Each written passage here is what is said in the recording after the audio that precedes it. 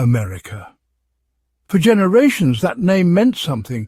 It stood for power, for innovation, and for a dream that anyone from anywhere could build a better life. It was the world's undisputed heavyweight champion, the country that put a man on the moon and gave us the V8 engine, rock and roll and blue jeans.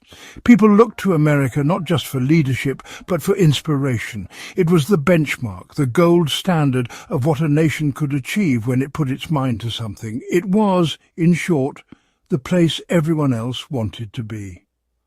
But today, on this day, July 20th, 2025, something feels different. It's like listening to a magnificent engine that has developed a worrying knock. The powerful roar is still there, but it's accompanied by rattles and sputters that suggest all is not well under the bonnet. The country seems to be wrestling with itself, caught in a tangle of problems that are chipping away at its legendary confidence.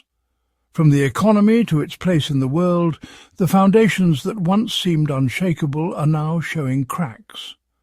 This isn't just a problem for Americans, it's a problem for the whole world, which has long relied on a stable and prosperous United States. The question many are asking, both inside and outside its borders, is a simple but profound one. Is America defeating itself? Is this great nation, which has overcome so many challenges in its history, now becoming its own worst enemy? It's a bit like watching a supercar driver who has forgotten how to change gear, revving the engine furiously in neutral while going nowhere fast. The noise is deafening, the fuel is being wasted, and the risk of a catastrophic breakdown is getting higher with every passing moment. We need to look at the gauges and see what's really going on. This essay will take a deep dive into the engine room of modern America. We will examine the major challenges it faces, piece by piece, like a mechanic trying to diagnose a complex fault. We will look at the economy, the state of its industries, its vast military spending, its crumbling infrastructure, and the deep divisions in its politics. We will use facts and figures to understand the scale of these issues, comparing America's performance to other countries. This isn't about pointing fingers or declaring the game is over. It's about understanding the road ahead and asking if there's a way for this global giant to get back on track. Let's start with the big one, the economy. For any country, the economy is the engine that powers everything else. A strong economy means jobs, opportunities, and the money to build good schools and hospitals. But America's economic engine is showing serious signs of strain. The most alarming warning light on the dashboard is the national debt. As of mid-2025, it has soared past an eye-watering $35 trillion. To put that in perspective, that's more than the entire value of everything the country produces in a year. It's like having a credit card bill that is bigger than your annual salary, and the interest payments alone are becoming a crippling burden. The problem is that interest payments on this colossal debt are projected to exceed $1 trillion a year very soon. That's $1 trillion that can't be spent on fixing roads, improving schools, or investing in new technology. It's just money being thrown away to service past spending. At the same time, this debt is happening alongside a staggering level of inequality. The gap between the rich and everyone else is wider now than at any point since the Great Depression. The top 1% of Americans now hold more wealth than the entire middle class combined. This isn't a healthy economic system, it's a deeply unbalanced one. This imbalance has a real impact on ordinary people. About 60% of Americans are living paycheck to paycheck, meaning they have no financial cushion for emergencies. One unexpected car repair or medical bill can push them into crisis. Meanwhile, nearly 40 million people are living in or near poverty in the richest country on earth. While CEO pay has skyrocketed over 1,200% since the late 1970s, the wages for most workers have barely moved when you account for inflation. People are working harder than ever, but finding it increasingly difficult to get by, let alone get ahead. In contrast, other developed nations have managed their finances more prudently. Countries like Norway have built massive national wealth funds, saving their oil money for a rainy day, which has helped them maintain low debt and fund excellent public services. Germany has focused on strong protections for workers and a powerful manufacturing base, which keeps its economy stable and its middle class robust. These countries show that it's possible to have a successful modern economy without letting debt spiral out of control and without leaving so many people behind. America's economic model seems to be built for a few, not for the many. For decades, the American middle class was the envy of the world. It was built on the back of a powerful manufacturing industry. You could graduate from high school, get a good job at a local factory, and afford a comfortable life, a house, a car, and a yearly vacation. That job provided a steady income, good benefits, and the pride of making things that the world wanted to buy. This strong middle class was the bedrock of American society, a source of stability and prosperity. It was the core of the American dream, a promise of upward mobility for all who worked hard. But starting in the 1970s, that foundation began to crack. A wave of globalization and new trade agreements like NAFTA made it cheaper for companies to move their factories overseas. They chased lower wages and fewer regulations, leaving American workers behind. Between 2000 and 2010 alone, the United States lost over 5 million manufacturing jobs. Entire towns and cities that were once bustling hubs of industry were hollowed out. The industrial heartland of America was given a new, sad name, the Rust Belt. The once proud factories now stand silent and decaying, monuments to a bygone era of shared prosperity. The consequences of this deindustrialization have been devastating for the middle class. In 1971, the middle class made up 61% of the American population. By 2021, that number had shrunk to just 50%. It's not just that there are fewer people in the middle. The gap between the rich and the poor has also widened dramatically. According to the Pew Research Center, the wealth gap between the richest and poorest American families has more than doubled in the last 30 years. The ladder of opportunity that once allowed people to climb into the middle class seems to have been pulled up. This decline stands in stark contrast to the trajectory of other nations that have protected their industrial base or successfully transitioned to new industries. Germany, for example, has managed to remain a manufacturing powerhouse by focusing on high-tech, high-quality products and investing heavily in vocational training for its workers.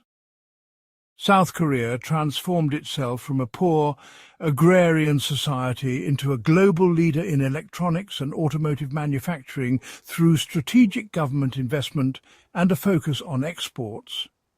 These examples show that losing manufacturing isn't inevitable. It's a choice.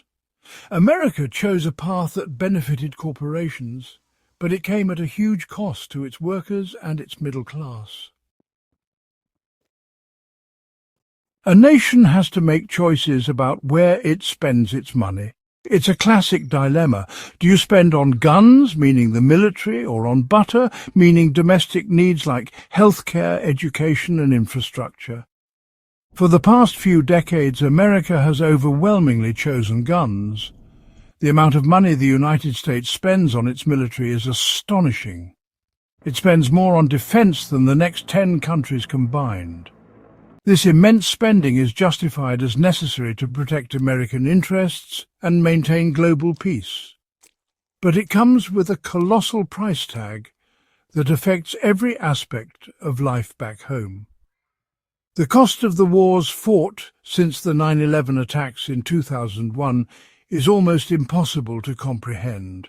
The total figure is estimated to be around $8 trillion. That is a truly biblical sum of money.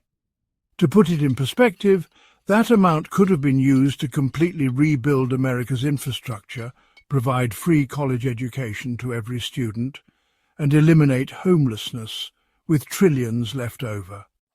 These wars have not only been financially costly, they have had a terrible human cost as well, causing the deaths of over 900,000 people and displacing 38 million more from their homes in the affected regions. The human cost is also felt deeply at home. The veterans who fought in these conflicts often return with deep physical and psychological scars. In 2023 alone, more than 6,300 American veterans died by suicide. That number is higher than all the US combat deaths in the wars in Iraq and Afghanistan combined. It's a tragic sign that the country is failing to care for the very people it sends to fight its battles. The money spent on a single fighter jet could fund mental health services for thousands of veterans, yet the priorities seem to be elsewhere. Meanwhile, other countries have made a different choice. Look at China. While America was spending trillions on wars in the Middle East, China was spending its money at home. It embarked on one of the most ambitious infrastructure projects in human history, building over 45,000 kilometers of high-speed rail. That's more than the rest of the world combined. This focus on domestic development has helped lift 400 million of its citizens into the middle class. This stark contrast raises a difficult question. While America was policing the world, were its biggest competitors focused on building the future?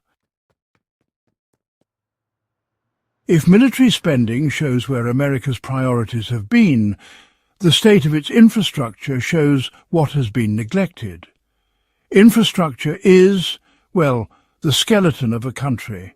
Its roads, bridges, railways, ports and internet networks. It's what allows goods to move, people to travel and information to flow. When it's modern and efficient, it boosts the economy and, improves daily life. But when it's left to decay, it becomes a drag on progress. Unfortunately, America's infrastructure is old, tired, and in desperate need of an upgrade. It's like trying to run a modern Formula One team out of a pre-war garage.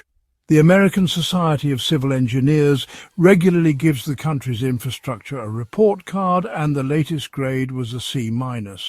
That's barely a passing grade, honestly. According to their report, there are over 43,000 bridges across the country that are structurally deficient, which is a polite way of saying they are in bad shape and could be dangerous. Millions of Americans, particularly in rural areas, still lack access to reliable high-speed internet, cutting them off from the modern economy. The country that invented the internet is, oddly enough, failing to provide it to all its citizens. Nowhere is this lack of investment more obvious than in rail travel. While countries in Europe and Asia have been building futuristic networks of high-speed trains, America has been left far behind. China has built over 26,000 miles of high-speed rail, connecting all its major cities with trains that travel at incredible speeds. You can get from Beijing to Shanghai, a distance similar to New York to Chicago, in about 4.5 hours. In America, that same train journey would take nearly 20 hours. The United States has virtually no true high-speed rail, a startling failure for a country that prides itself on innovation. This stagnation also extends to research and development, the engine of future innovation. For decades, America led the world in R&D, creating the technologies that shape the modern world. But its share of global R&D spending has been falling, dropping to around 30%. Meanwhile, other nations are catching up fast. China is projected to overtake the United States in total R&D spending by 2025.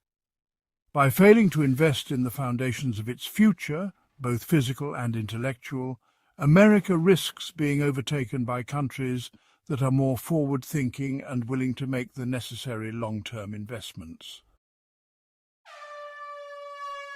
A country's greatest resource is its people, and the education system is what unlocks that resource.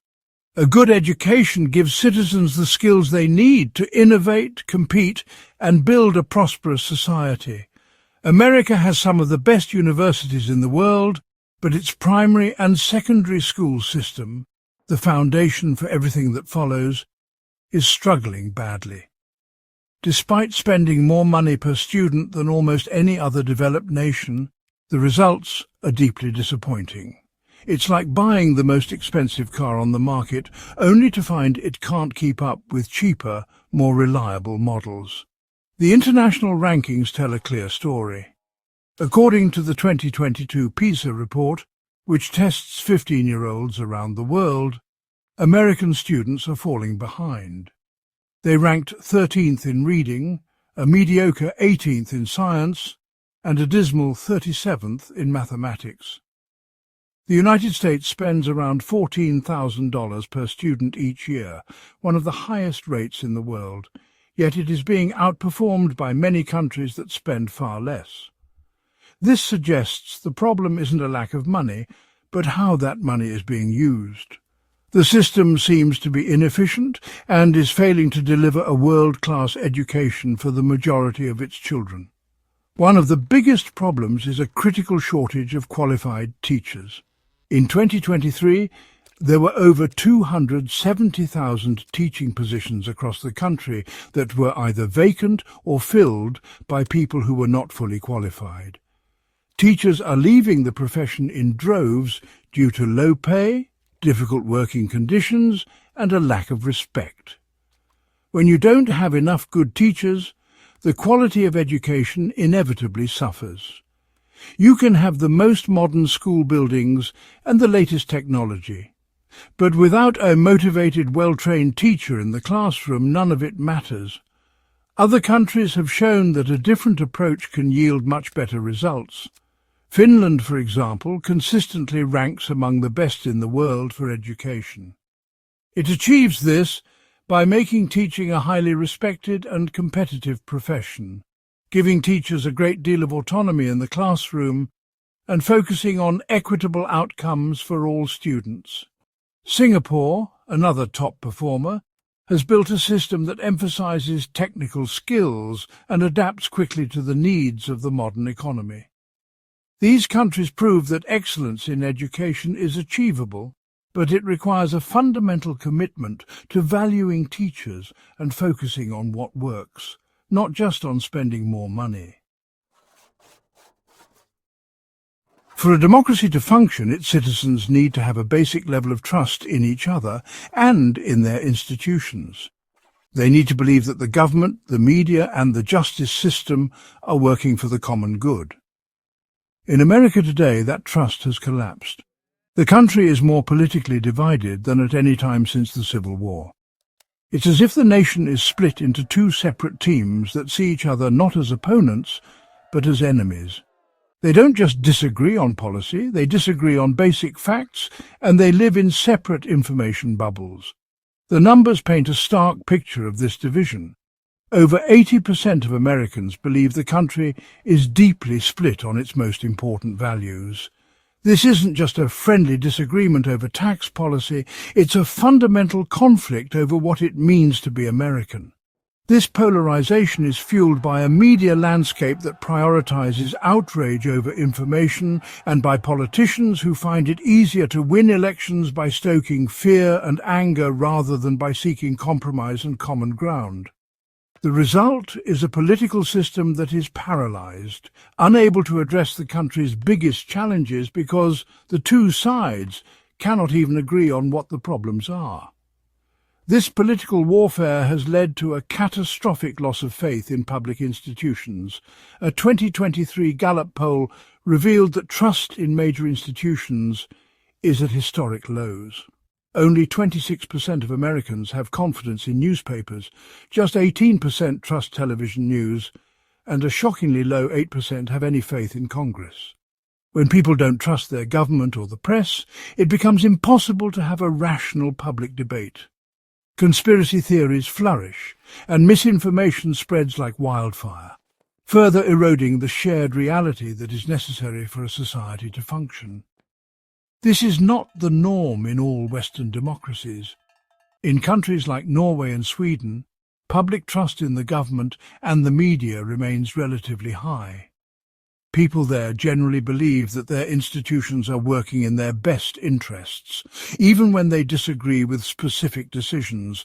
This high level of trust allows their governments to make difficult, long-term decisions and to adapt to new challenges effectively. America's collapse in trust is not just a political problem, it's a national security threat. A country that doesn't trust itself cannot stand strong in a complex and dangerous world. The American dream was always closely linked to the idea of owning a home. A house with a small yard was more than just a place to live. It was a symbol of security, a key way to build wealth, and a cornerstone of middle-class life. It was the physical manifestation of having made it. But for millions of Americans today, that dream has become a cruel fantasy. The cost of housing has skyrocketed to the point where it is out of reach for a huge portion of the population, creating a national crisis of affordability and homelessness that is tearing at the social fabric. The statistics are alarming. As of 2024, on any given night, more than 650,000 people in America are homeless. This is the highest number recorded in decades and a shocking figure for the world's wealthiest nation. But the problem goes far beyond those who are forced to sleep on the streets. Millions more are living on the edge. In 2023, the median price for a home in the United States was over $430,000. Wages have simply not kept pace with this explosion in housing costs. As a result, more than 11 million households are now spending over half of their income just to keep a roof over their heads, leaving little money for food, healthcare, or savings. This crisis is the result of several converging factors. For years, the country has not built enough new homes to keep up with population growth, creating a massive shortage of supply. Zoning laws in many cities make it difficult and expensive to build new, affordable housing, particularly multifamily homes like apartments and townhouses. At the same time, large investment firms have been buying up single-family homes, turning them into rental properties and further driving up prices for everyone else. It's a perfect storm that has locked an entire generation out of the housing market. Yet this is not an unsolvable problem. Other countries have shown that it is possible to make significant progress. Finland, for instance, has successfully reduced its rate of chronic homelessness by over 50% through a simple but powerful policy called Housing First. The idea is to give homeless people a permanent home immediately, without preconditions, and then provide them with the support services they need to get back on their feet. This approach has been proven to be not only more humane, but also more cost-effective than managing homelessness through emergency shelters and hospitals. It shows that with political will, even the most difficult social problems can be tackled. After examining the warning lights on America's dashboard, it's clear the nation is facing a series of profound and interconnected challenges. The economy is burdened by debt and inequality, its industrial base has been hollowed out, and its infrastructure is crumbling from decades of neglect. Vast sums have been spent on foreign wars, while needs at home have been ignored. The education system is underperforming. The political system is paralyzed by division and mistrust, and the dream of home ownership is slipping away for millions. It's a bleak picture, and it's easy to feel pessimistic about the road ahead. But to declare that America is finished would be a mistake. This is a country that has faced enormous crises before and has always found a way to reinvent itself. It has a deep well of talent, creativity, and resilience. The question is not whether America has the capacity to solve its problems, but whether it has the will. To get back on track, the country needs to make different choices. It needs to shift its priorities away from endless conflict and towards rebuilding at home. It needs to invest in its people, its infrastructure, and its future. The solutions are not a mystery. Other countries have provided a roadmap. America could learn from Germany's commitment to manufacturing and worker training, from Finland's successful education and housing policies, and from China's focus on long-term infrastructure investment. It would mean making tough decisions, like reforming the tax code to reduce inequality, investing trillions in modern infrastructure, and strengthening the social safety net to support working families. It would require a political class that is willing to compromise and work for the common good rather than for short-term political gain. Ultimately, America's future will be determined by its people. It will depend on their ability to look past their divisions, to rebuild trust in each other and their institutions, and to demand a government that works for everyone, not just for the powerful few. The engine is sputtering, but it is not broken. With the right vision, the right leadership and a shared sense of purpose, America can still fix its problems and find the right gear. It can still be the powerful, innovative and prosperous nation the world has long admired. The road to recovery will be long and difficult, but the journey is essential.